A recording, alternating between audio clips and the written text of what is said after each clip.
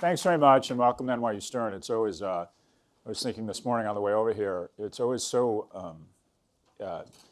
satisfying to walk onto campus. And I hope some of you feel the satisfaction. When you walk onto a campus, it's a place where good is happening. I'm not teaching this semester, I'm already sort of jonesing for it. A bunch of young people who are just trying to better themselves and get to study with people, under people, and learn from people, and you'll hear from some of them today, who are literally just charged with pursuing the truth. And think about it, there's no other atmosphere that happens in, where someone says, my job is to take this muscle in between, or this organ between the ears of tomorrow's leaders, and just do my best to pursue the truth such that they might learn from that. And I was trying to identify why I always feel pretty good walking on campus, and I think that's part of it. Anyways, thank you for the hallmark moment there. So we'll, in each of our updates of the four, our basic premise is the Apple, Amazon, Facebook, and Google have become more powerful than any entities in the world, maybe with the exception of China and the US, and that their influence is appreciated but underestimated. And in each one of these updates, we talk about, how they're doing and their victims. And the major theme for this talk this morning is that we think something really unusual is taking place, or significant, and that is the four, Amazon, Apple, Facebook, and Google, one is pulling away. Typically, it was those four going after befuddled prey in different sectors and sucking market cap from an old economy firm that was not keeping up with one of the four. And now what we're seeing is one of them is starting not only to go after different sectors, but going after the other three and is pulling away. And this presentation is going to serve as the nexus to our next big body of work over the course of the next 6 or 12 months, and frame the day in terms of what each of our sessions is going to be asking. And that is, what is your strategy for Amazon? And I believe that slowly but surely the four are transitioning to the one. I think Amazon is better positioned competitively than any firm in recent history in terms of how dominant it is and how well set up it is. And it'll be interesting, and I invite all of our fellow colleagues here and scholars here to comment on whether they think that's true or not. So with that, these four. And if I had it to do over again, I would take more English classes in college, and I would probably pursue some sort of degree in evolutionary anthropology or just biology, because at the end of the day, everything we do comes down to biology, and business mimics biology probably. If you want to understand business, you just want to understand biology. And these companies have effectively disarticulated who we are as a species and then reassembled them in the form of a public company and created unbelievable economic value. So what do we have? We have Google, which is God. In modern society, our modern problems get bigger and bigger. Our need for a super being is still there, yet as societies become more educated, as societies become wealthier, their trust in God and religious institution declines, which creates a vacuum, and Google is filling that vacuum. 1 in 6 queries to Google have never been asked before. Think of a rabbi, a priest, a cleric, a scholar, a coach who has so much credibility that 1 in 6 questions posed to that individual have never been asked before in the history of mankind. And you're going to quickly figure out that Google is the most credible source of information in the world. You send up divine questions, or you send up questions hoping for some divine answer. Will my kid be all right? And hope that there's some sort of intervention, processing, and it sends back an answer that's more credible than any answer you would get asking anybody else. And now it's symptoms and treatment of croup, and we get answers back that are more credible than any other source in the world. Who do you ask for information before your doctor, before your psychotherapist, before your mom? You ask Google. Moving down to heart, as a species, we need to love and we need to be loved. Kids that receive great nutrition and no affection aren't as healthy as kids that receive poor nutrition but a lot of affection. Fastest way to 100 years of age is to increase the number of people in your life that you love, or specifically that you care for. And Facebook has tapped into that need, creating more connections, more empathy, and is helping us love at scale. Consumption. More people have died in our species over the course of the last several million years from starvation than any other ailment. So it's hardwired into us one basic instinct, one basic word: more. You can never get enough. Open your cupboard, open your closet, look at your car and the features you want and think are worth the money, and you'll realize that about 96, 97% of everything in your life is excess beyond really what is required. And yet almost all of us, regardless of how evolved and how rational we are, never sate that need for more. Because starvation is an ugly death. It's happened a long time to a lot of us. And so the notion of having more is much safer and a much lower risk than having less. And Amazon hits that need. Amazon is our consumptive track. It's our digestive track. We take in stuff. The strategy of more for less is always a winning strategy. It's the strategy of China. And Amazon has tapped into this strategy and this basic instinct of needing more. And then once we survive, we go to the next basic instinct, the second most powerful instinct, and that's to propagate. And our desire to be more attractive to the other sex, our desire to signal strength, speed, and intelligence such that we can spread our seed to the four corners of the earth as men, and such that as women we can put up a finer filter and pick the strongest, smartest, and fastest seed, which is the basis of all evolutionary progress, is what luxury taps into. And because it's the most irrational of the organs, we translate that to margins. Irrational purchases translates to margin, translates to shareholder value. And as you move down the torso, you get more and more irrational decision-making, which translates to this wonderful thing called margin and shareholder value. And with Apple, we have the most profitable company in the world that has operating margins between Hermes and Ferrari. Again, two brands that signal to the other sex.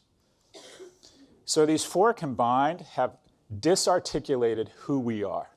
When you think about God, when you think about love, when you think about consumption, when you think about sex, think about who you are as an individual. And you're probably a function of those four things. The ratio and the approach to each of those four things define who you are as a person. And these companies have taken each of those things, disarticulated them, and then reassembled them in a form of a Delaware corporation such that they could capture economic value from those four things. And as a result, we see power and economic value aggregate that we've never seen before among four entities this fast. Just 2008, the market capitalization of these four companies was equal to the GDP of Poland, 2009 Portugal, 10 Nigeria, 11 Argentina, 12 Turkey, 13 Indonesia, 14 Mexico, 15 the market capitalization of these companies surpassed the GDP of Russia. In 2016, it's hitting Canada. And next year, it's likely going to surpass the market capitalization of India. Or put another way, there are only 6 nations in the world that have market capitalization, that have GDP greater than the market capitalization of these four companies. And this is not an apples-to-apples comparison, obviously, but it gives you a sense for the kind of economic value that's been created across these four entities.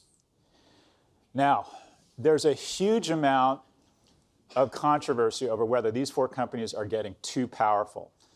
And the only safety from these companies taking over the world is not regulators who have proven they're somewhat anemic or flaccid in their attempt to regulate these companies, because everybody wants to be seen hanging out with the hot guy or the hot girl. And these four companies represent a gross idolatry of youth that we have never seen before in terms of our ability to make irrational decisions such that we treat them differently. We have a different relationship with them than every other kid in the high school. The safety, well, I believe the only safety, is that the four fortunately hate each other. And what we've seen over the last 24 to 36 months is they're starting to encroach on each other's territory. And they all wake up and think there can only be one. And they're starting to go after each other's business. And it's a good thing. It's a good thing economically, and it's a good thing competitively. And one is winning. When you think about where these four overlap and look at those areas of conflict, in almost each case, there's one company coming out on top in its overlap of the Venn diagram as it goes up against the other three. Let's talk about hardware. Apple's the most innovative hardware company in history.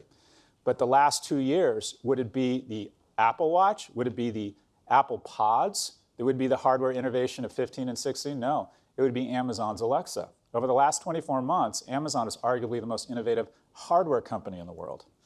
In voice, if someone had said a few years ago, voice is going to take off, it's going to be very important, what company do you think will have the lead in voice recognition technology? Would you have guessed Amazon? I think most people would have guessed Apple, then probably Google.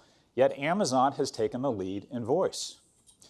In digital marketing, it's been a story of Facebook and Google. But as we're going to see, Amazon is starting to eat into Facebook and Google's duopoly of digital marketing. This is a big business for them that no one talks about.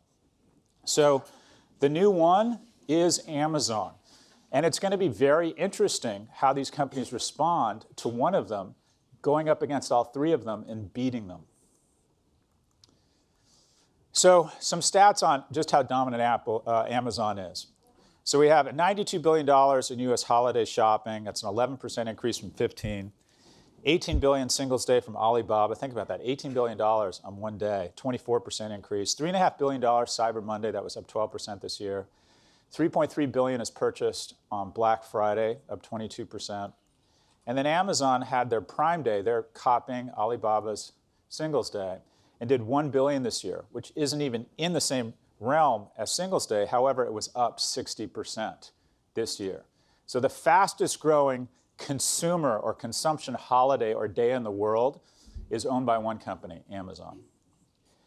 Now, pity Walmart. Pity how difficult it is to be anyone going up against a company that has infinitely cheaper capital than you. You are diving underwater and fighting a war underwater. The only difference is you have an oxygen tank the size of a Coke can, and you're competing with an enemy that has an oxygen tank the size of a dump truck. They just have more capital and it's cheaper. So they can fight unfair. They can do things over and over. They can do things at a scale you can't match because of this cheaper capital. In the last 5 years, we've seen Walmart add $137 billion of top-line revenue. Excuse me, in the last 10 years. They've added $137 billion in top-line revenue. And that has resulted in an increase in market capitalization of $36 billion. They add $140 billion in top-line revenue.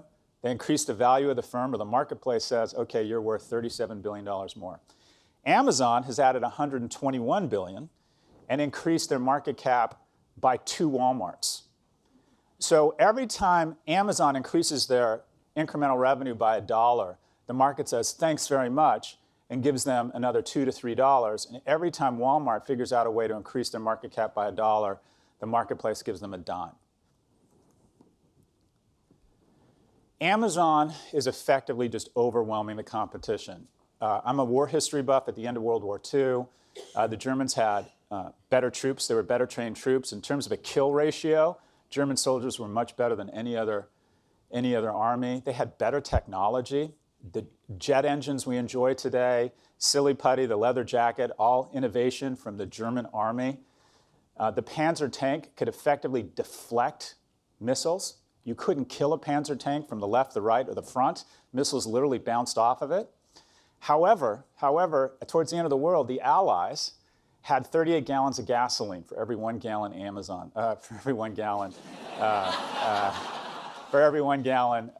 the Germans had.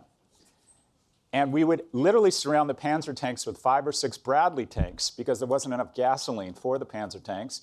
And we would sneak up behind the thing and basically run the Panzer tank down and then wait till we were behind the thing and then shoot it in its vulnerable area. Amazon is the retailer with 38 gallons of gasoline. And that any category they go into, they can just overwhelm with brute force, regardless if you're better, regardless if you have better morale, regardless if you have better tanks. They have 38 gallons of gasoline. Search. Search is Google, right? Doesn't Google own search? From 15 to 16, 44% of all searches on the web for products started on Amazon. Wow, that's incredible. Not as incredible as a year later where it grew to 55%. So Amazon's share of search in a key category that's going to garner a lot of very expensive bids from marketers grew 25% year on year. Amazon is a search engine with a warehouse attached to it and is a viable competitor to Google in the world of search. If we didn't think of Amazon as a retailer, people would be talking about Amazon as a direct threat to Google in the form of search. We've seen unbelievable revenue growth. In the last several years, Amazon has added the revenues of Nordstrom, Macy's, and Sears to its top line. Retail is a difficult business. Services are a difficult business. For those of you who are in a business where every January 1, you start your business over, and you wake up in the morning and you think, how do I recreate my business? How do I go from $1 to $1.06 this year, or $1.12, or $1.20? Those are difficult businesses, and most of us are in the business of recreating our businesses every year. So as a result, businesses that have to recreate or reanimate themselves every year, whether you're an ad agency or a retailer, we're valued at a multiple of EBITDA. The first company I started, Profit Brand Strategy, was a consulting firm. And every year I'd wake up January 1 and think, how do we recreate this business plus 20% or plus 30%? And then technology figured out, that's a bad business model. Let's make a massive investment up front and offer people an amazing product at an amazing price that locks them in and integrates into their daily workflow such that we become indispensable in their workflow, and the renewal rates, or the annual fees we charge them, become greater. That's why real estate gets such an incredible value and holds so much economic value for so long, because recurring revenue is just a better business model. And Amazon decided they wanted out of the business of traditional retail and stopping and starting every January 1, and they wanted to get into revenue renewal business. And that's what Prime is. Prime has effectively taken one of the fastest growing retailer in the world and turned it into a software-like business model where you have an ongoing annual relationship, and they're creating hooks into homes that is stronger than SAP or Oracle or Microsoft ever had in terms of your willingness and your need to renew that recurring revenue relationship. So in the US, 44% of US households own a gun, 49% have a landline phone, 51% attend church monthly. I think these are the same people.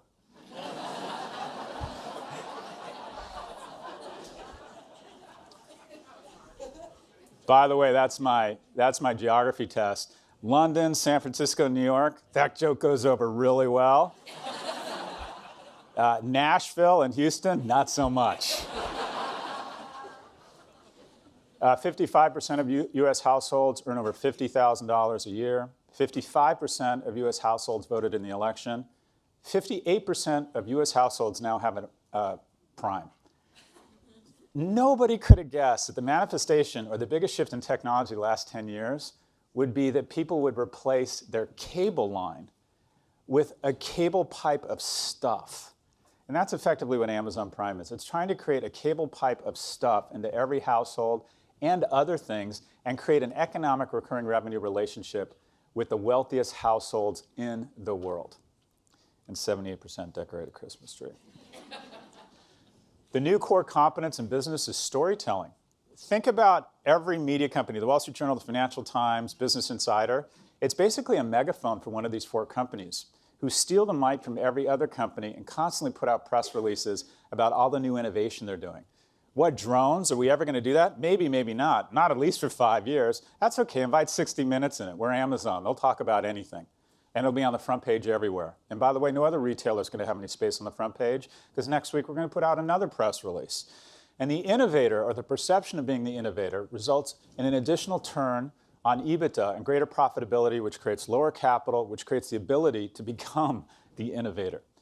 So these companies have turned into storytellers and are fantastic at owning the narrative and being seen as the most innovative companies in the world, and we throw money at them to make that a self-fulfilling prophecy. No profits at Amazon. This has also been a huge shift in our economy. I think probably the biggest shift in the gestalt of startups has been that everyone is trying to mimic Amazon and has replaced profits with leadership and vision. And the new black are losses. So if you look at the big four, pretty profitable with the exception of Amazon. And Amazon has now taught everybody to look for companies that establish leadership and vision regardless of whether they're making money or not. And by the way, I don't think this ends well. I think this is strange. When we started L2, I was used to profit. I was used to a services company. Grow 30% a year and try and maintain 30 to 40% EBITDA margins. That's how sort of I'm built as a manager. And then our VCs came in and said, you got it all wrong. Go to 20 or 30% negative EBITDA and grow 70% a year and establish yourself as the leader. And it felt physically uncomfortable to do that, to spend that aggressively and see that much money being spent for additional growth. And it was the right move. It was absolutely the way to exponentially increase our value in the marketplace, because investors and the marketplace want to see leadership. And if you're a company, they don't really care. Or if you've established leadership, they forgive you not only for not making any money, but for tremendous losses. But profits are like heroin to an addict. And once you go there and give the addict the heroin, there's no taking it away. And so a lot of companies are now trapped in this unfortunate box called profitability. And it's that they're not allowed to compete with other companies who are spending everything and more on innovation. So look at some of the new players. WeWork, 500 million in revenues, break even. Snapchat, 400 million in revenues and $500 million in losses. A 27-year-old who's created 3 classes of stock so that anyone who buys a share of Snapchat has no rights to the company. The most agile resource company in the world trying to kill it, right? And a company now worth more than Viacom and the New York Times combined, even with its 40% decline in its stock price. Uber, 6 billion in revenues, 3 billion in losses. If you took an Uber from Uptown today and it cost you $20 or $30, it cost Uber $45. It is economically irresponsible not to take Uber everywhere. And then there's Netflix. How could Netflix not be massively profitable given their growth? Because they keep increasing their content budgets. Watching Amazon have said, you screwed up. If you're profitable, we aren't investing enough. So every time Reed Hastings' management teams comes into a room and they say, it looks like we're going to make money this quarter, you screwed up. Spend more on content, spend more on technology, hire more smart people. Because like Amazon, we need to be the growth and the visionary leader, not the profit leader. This is a very strange economic construct. I don't think we've ever been in this territory before. Maybe in 1999, but I don't think we've seen these kind of losses rack up across the leaders. Amazon employs more people combined than the other 3 because it's a retail company and they have a lot of people in their warehouses. A lot of people would argue these aren't employees, they're contractors, and it's not apples to apples. However, they're much more efficient. They create $1.2 million in market capitalization for every person they hire. The #1 recruiter at Stern 5 to 7 years ago was American Express. Now, hands down, the #1 recruiter at Stern is Amazon. And kids come to my office hours. Nobody ever wants to talk about brand strategy, digital marketing. They just want to talk about their careers. And they'll say, I have an offer from this company. I have an offer from Macy's. I have an offer from The Limited. Or I have an offer from this great company in my hometown, and I get to be near my parents. And I have an offer from Amazon. And they go through this hand-wringing, and I let them sit there. And I'm like, just don't waste my time. You're going to Seattle. If you need this therapy, we can go through this game. But you're going to go to Seattle. And that's the right move. It's the most respected training ground. It's the equivalent of a second M.B.A. to go to Amazon. There's no company in the world that calls you in for an interview and goes, oh, you worked at Amazon the last 5 years? Nah, we're just not interested in that skill set. We believe Amazon is going to be the first private company or the first for-profit company, technically, that is going to reach $1 trillion in value. Now, how's it going to get there? Most people think, well, it's a retailer. It's going to get there through retail. It's going to get there one of several ways. 1, it's going after cloud computing. 2, it's going to figure out an economic model around retail as it relates to voice. It's also becoming a player in digital marketing, over-the-top streaming, hardware, logistics. There's $150 to $200 billion in market cap from UPS, FedEx, and DHL, who have not innovated in 20 years, yet their prices have gone up 84% in the last 8 years, which means they're fairly ripe to be disrupted. And imagine a person not in a FedEx or a Brown uniform, but in an Amazon uniform that's supported by warehouses, 757s, tractor trailers, your purchase history, and artificial intelligence. Are you going to spend more than a second evaluating who you would rather have, or if you're comfortable with overnight delivery from Amazon as opposed to FedEx, DHL, or UPS? I think you're going to see tremendous market capitalization leak from the overnight guys to these guys. And you can go across every one of these categories and identify somewhere between $100 billion and $500 billion in market cap across several companies. And then look at what Amazon is doing in that area. And then you're going to look at it and go, I'm betting on Amazon. And even if they only win in 3 of 6 of those categories, they're going to get to $1 trillion in market cap. Cloud computing is probably the fastest growing area of technology and also probably the most profitable, defying gravity in that it's growing really fast yet maintaining margins. And who's the leader in cloud? Amazon. Every day, Amazon adds more cloud capacity than they needed when they started the business 10 years ago. They started this business to support their own processing needs, but when they started the business, the entire year of their needs is now added every day in terms of their capacity around their cloud computing offering. It's also the most profitable part of their business. It's probably going to be as profitable as the rest of the business entirely. I actually think this is a problem for Amazon because despite their best efforts, they're going to have to be profitable, which is an issue for them because this is a very profitable business. Voice. A third of all commands, likely in the next several years, will originate from voice as opposed to a keyboard. And one company owns voice. 2/3 of share of voice is now from Amazon. How do they use the Echo? Mostly for basics. Where are they headed with this? We believe they're going to head full force into brand and believe that Echo and voice is the worst thing to happen to brand since World War II. There is this basic reflex reaction, almost instinct in marketing departments at business schools that brand as a strategy is a winning strategy. Develop an average product, an average shoe, an average drink, an average service, create tight brand codes, wrap the brand codes around this product, and then pound away at those brand associations with really cheap and really efficient broadcast media. I don't think that's the right strategy anymore. I think that strategy is over, and we've literally taken it as conventional wisdom that that's always a winning strategy. And we're starting to see a crumbling of the advertising industrial complex based on that algorithm of value post-World War II, of an average product with great brand associations lends itself to irrational margins.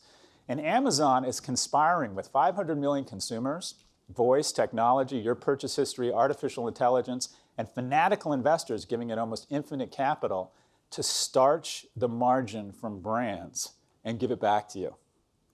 So what happens when you want to buy batteries with Alexa? You buy batteries. Amazon, I want to buy batteries. It makes suggestions. And its suggestions, and it'll make 2, maybe 3, are for Amazon Basics or Amazon Elements, basically Amazon's private label. And then Alexa will say, I'm done, that's all I have. I'm out of ideas. But then if you go online, you find that Alexa has a selective memory, that Amazon, in fact, does carry several battery brands. But without the benefit of packaging, without the benefit of pricing, Sunday inserts, end caps, eye level, partnerships with the retailer, these are things that CPG brands and traditional brands have spent decades and tens of billions of dollars establishing. Voice literally obviates all of those things. And Amazon has said, with voice, Mr. Consumer, Mrs. Consumer, Mrs. Investor, I'll take that 50, 60, 80 points of gross margin that P&G and Unilever and maybe even LVMH and Estee Lauder are getting, and I'm going to give it back to you because I'm going to use algorithms to trade them off against each other every nanosecond and slowly but surely drive the margin from every single consumer product company brand. I think Amazon, I love it when people say they partner with Amazon or Amazon calls, like every platform, they partner with their brands. I think Amazon partners with brands like a virus partners with a host. I think it's effectively a one-way relationship.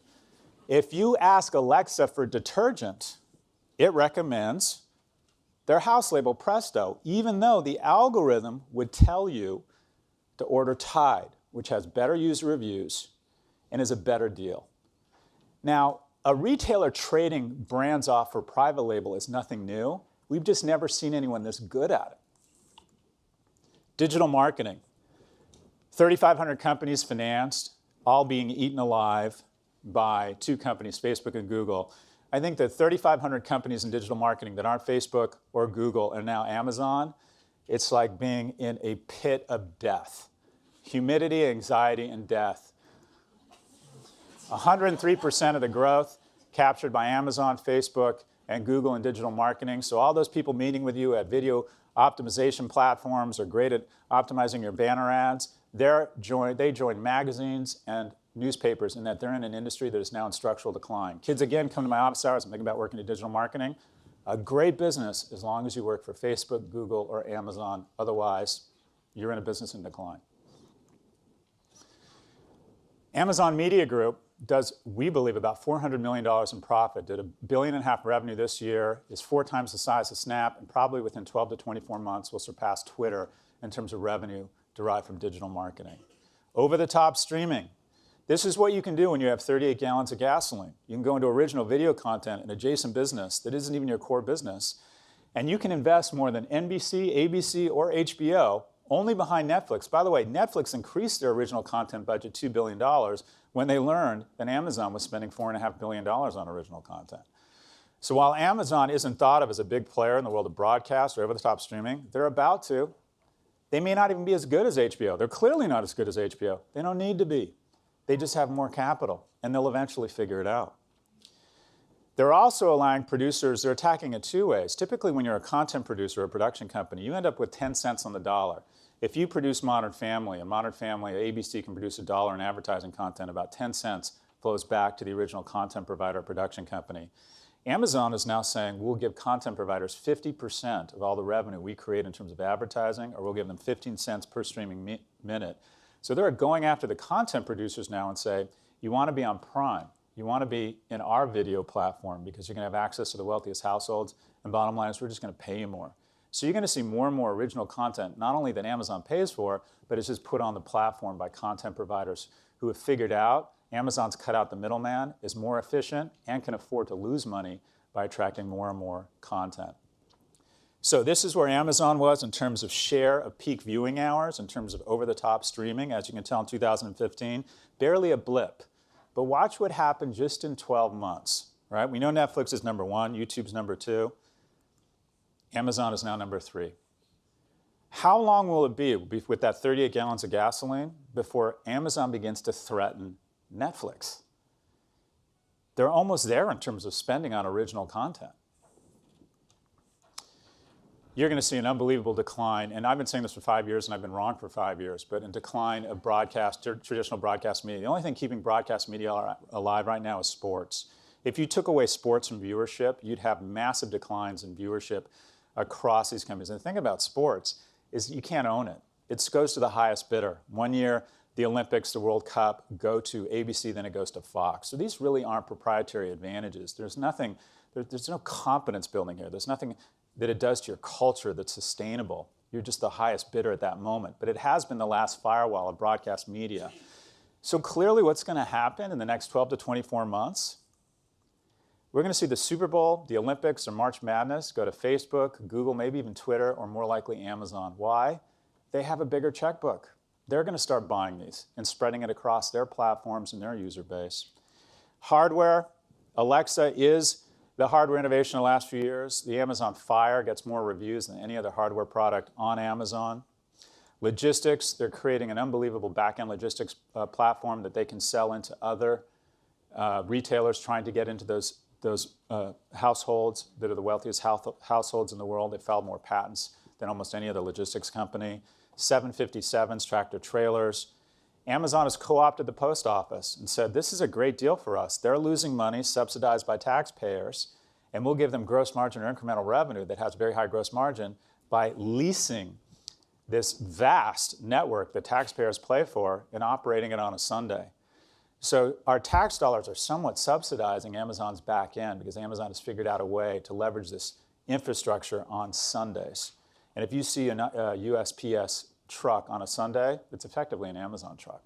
So what's next? Amazon has now decided, well, we live in an app mobile economy, and 5 of the top 10 apps where consumers spend 80% of their time on mobile, on apps, is messaging. So what did they announce 2 days ago? They're going to get into the messaging game, directly going after Facebook.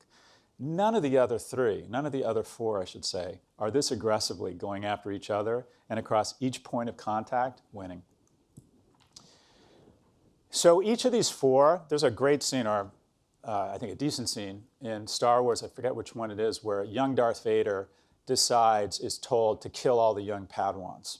And he goes in and he kills all the kids with the Force, or that are adept with the Force. And we're seeing this. The 4 basically identify any threat that's not willing to sell to them, or that they don't want to buy, or that's a nuisance, becomes more of a nuisance, upgrades to a bother, and they can put them out of business just with a press release. Amazon puts out a press release and a picture that they're going into ready-cooked meals, and Blue Apron drops like a stone that day. Just a press release. Facebook is blowing by Snap with Instagram stories. Everyone was hoping Snapchat would be the third player in the ecosystem and that Snap would be the Facebook of video. The Facebook of video is Facebook, specifically Instagram stories, that is besting Snap on almost every metric. Apple has already put every wearable company out of business. It's just a matter of time. Jawbone announced they were going out of business a couple weeks ago. Fitbit will be next. So we have a new order. And with these 4 companies, I think it's important that we acknowledge that with great power comes great responsibility. But with each of these companies, I think there's a decent argument that instead of responsibility, power corrupts. They're not bad people, but in general, throughout history, power does corrupt. And we've seen a tremendous amount of negligence from each of these 4 companies, in my view. And this is where it's fun to be in a university environment and quote unquote, do your best to pursue the truth. This is not a good commercial move for us to talk about how these 4 companies are negligent. So if I'm pulled over and suspected of driving under the influence of alcohol, I can be strapped down to a chair and have blood taken from me against my will. If your spouse shows up dead, the first thing they do is get a court order, come into your house and get your computer. And by the way, look at your search history. That's the first thing they look at. And also search your house.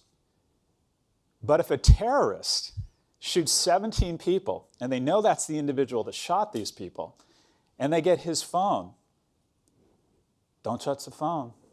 Phone's sacred, right? The iPhone is sacred. Your person, your home, that's not sacred. We can get into that in a couple hours of the court order. But Apple's decided that no, this is the cross. We had our Jesus Christ, Steve Jobs, and now the iPhone is our cross, and it's holy, and don't touch it. It is ridiculous. What if that terrorist mobile device had been a BlackBerry? Do you think we would have put up with that? If RIM out of Waterloo, Canada had said, we're taking a stand for privacy on behalf of all consumers, and you, American FBI, we could let you into the BlackBerry, and there could be another impending attack in the next 24 hours, but we've decided to take a stand from Waterloo, Canada on behalf of privacy for all citizens. There would have been a trade embargo on the floor of Congress within 24 hours, but we've decided that Apple is holy. Facebook is not a media company, it's a platform, because media companies have responsibility. Media companies, the general compact media companies have with society is, with great power comes some responsibility, and we have some onus to ensure that what we're putting out has some veracity, some credibility, maybe even spend some money on fact-checking. And so Facebook decided, I know what we'll do. We're not a media company. It's not that we create content and sell advertising against it to make money, which traditionally defines a media company. We're a platform. And thus, it obviates us from the responsibility of ensuring the content is on our platform is true. So 7-10 days before the election, the majority of the news from where 80% of Americans get their news now, their social media feeds, is fake news. Now, what would happen if McDonald's, it was found after the election that the week before the election, 80% of the beef they had been serving was fake? And it had been giving people encephalitis, and their brain had swollen, and they started making bad decisions. And then after the election, we went back and said, McDonald's, we're really upset with you. 80% of the beef you were serving was fake, and it led to bad decisions that is really bad for our society. And McDonald's said, whoa, whoa, whoa, hold on. We're not a fast food restaurant. We're a fast food platform. Facebook and Google have really let us down. They have committed involuntary manslaughter of the truth on an unprecedented scale. People are going to start connecting the dots and realizing these amazing companies are just more efficient than their old economy peers, and there's tremendous job destruction taking place. And we get cold comfort in low unemployment rates, but what I think you effectively see happening is an arbitrage down of people who used to have good middle-class jobs to TaskRabbit or Uber. So you see, even despite economic growth, you see wage stagnation. So to get $20 billion in retail services accomplished with Amazon, they're going to need an additional 50,000 employees. But that $20 billion coming out of the retail ecosystem is going to result in destruction of 103,000 jobs, or a net loss of 53,000 jobs. Or you could fill Yankee Stadium this year with merchants, buyers, window dressers, cashiers, and say, courtesy of Amazon, you're out of business. It's even worse in the media business. To service the $20 billion in incremental revenue that Facebook and Google this year will do or capture from the rest of the ecosystem, and by the way, the media ecosystem is flat. It's not a growth business. They'll need another 14,000 employees. But the traditional players, the traditional services companies in the media ecosystem needed 151,000 people to service that $20 billion. So you're talking about a net loss of 137,000 jobs in the media ecosystem, courtesy of Facebook, Google, and now Amazon, or 2.5 Yankee stadiums full of strategists, planners, copywriters, creative executives. All of your friends that we used to admire, who wore black and got to do cool stuff with clients and came up with big ideas, a lot of them are going to decide to spend more time with their families in the next few years. I also believe these companies wrap themselves in a pink or a rainbow blanket to come across as more progressive. Why? It's to their advantage from a shareholder perspective. Because as progressives, we're largely perceived as nice yet weak. So we're less threatened by companies that are run by people who are perceived as progressives. So while I believe all these people genuinely are progressives, I'm not questioning their beliefs. I think it is a good idea from a shareholder perspective to fly Sheryl Sandberg to Cannes, which they did, have her speak to 400 leading executives of ad agencies, female executives, about leaning in, about the very important conversation around women in the workplace. That's an important dialogue we need to have. But I also think it's a bit of an illusionist trick, because I think it's Facebook saying, hey, look over here and ignore the fact that the people Sheryl is inspiring in the audience, we're going to put 30% of them out of work in the next 24 months. This is who they really are.